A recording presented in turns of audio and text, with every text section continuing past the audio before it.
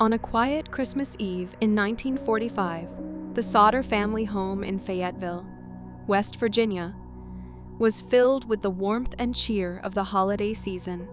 George and Jenny Sodder, along with 9 of their 10 children, were preparing for Christmas morning.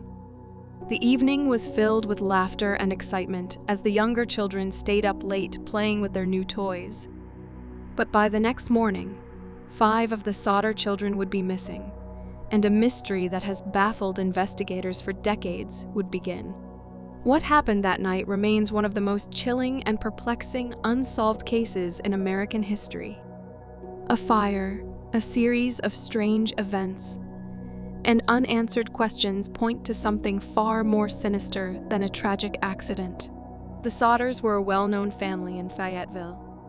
George Sodder, an Italian immigrant, was a hard-working businessman who owned a successful trucking company. Jenny Sodder, his wife, was devoted to raising their 10 children. Together, they were considered a pillar of the local community.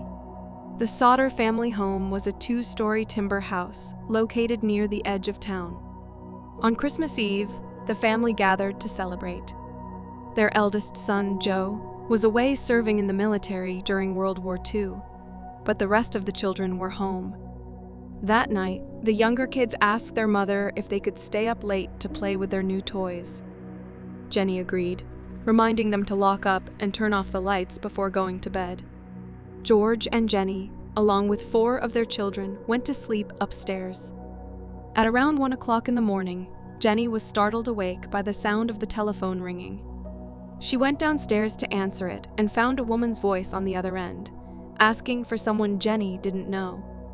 There was laughter and clinking glasses in the background. Jenny told the caller she had the wrong number and hung up.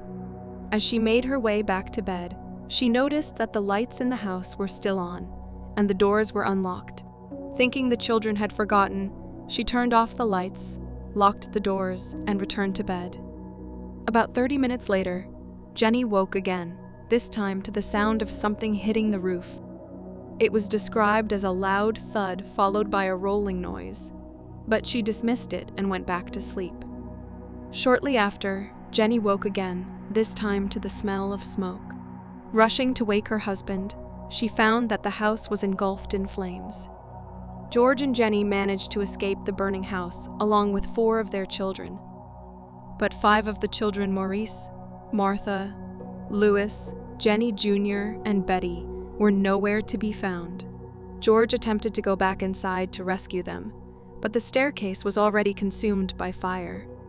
He then ran outside, hoping to use a ladder to climb to the 2nd floor, but the ladder that was always kept propped against the house was missing. Frantically, he tried to start one of his trucks to drive closer to the house and climb on top. But inexplicably, neither truck would start, despite working perfectly the day before. Meanwhile, the family screamed for help. A neighbor who saw the flames tried to call the fire department, but the operator was unresponsive. Another neighbor drove into town to alert the fire chief, but by the time the fire department arrived, the house had been reduced to ashes. It was nearly 8 o'clock in the morning. The immediate assumption was that the 5 missing children had perished in the fire. However, a closer look raised doubts. There were no human remains found in the ashes. No bones, no fragments, nothing to suggest that 5 bodies had been burned. Experts later stated that even in the hottest fires, bones do not burn completely. Moreover, the family's appliances and some items in the basement were still partially intact, making the total absence of human remains even more suspicious. George and Jenny began to suspect that their children had not died in the fire, but had been abducted. As they searched for answers, a series of strange and unsettling events came to light. A few months earlier, a life insurance salesman had visited the Sodder home. When George declined to buy a policy, the man reportedly became angry and threatened George, saying, "Your house will go up in smoke, and your children are going to be destroyed." Around the same time, another visitor had remarked that the wiring in the Sodder home would cause a fire someday. George found this odd because he had recently had the wiring inspected and was assured it was safe. On the night of the fire, witnesses reported seeing strange people near the Sodder property. One neighbor claimed to have seen someone stealing a block and tackle from the property, which might explain why George's trucks failed to start. Another witness later reported seeing a woman and several children watching the fire from a car. And a different witness claimed to have seen the missing Sodder children in Charleston, West Virginia, a few days later. The investigation into the fire was, at best, inadequate. The fire department concluded that faulty wiring had caused the blaze, but no formal investigation was conducted. The Sodders later discovered that the telephone line to their home had been cut, not burned. The missing ladder was later found at the bottom of an embankment, far from the house. These details only deepened the family's suspicions. George and Jenny continued to search for their children. They placed a billboard along Route 16 offering a reward for information and distributed flyers across the country.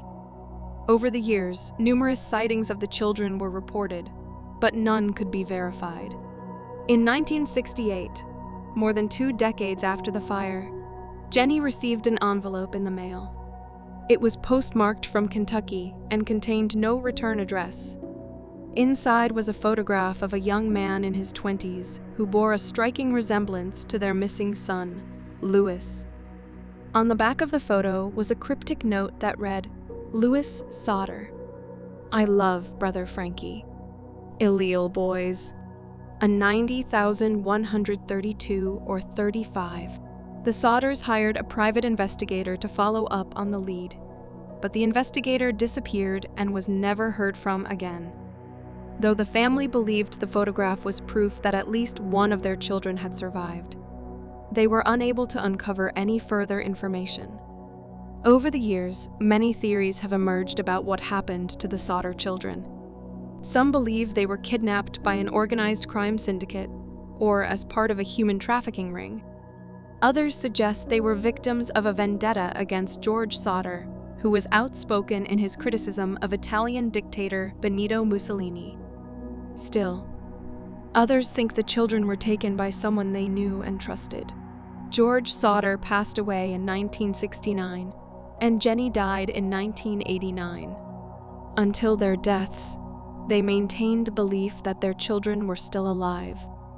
The billboard offering a reward for information stood for decades as a symbol of their unwavering hope. The disappearance of the Sodder children remains one of the most haunting, unsolved mysteries in American history.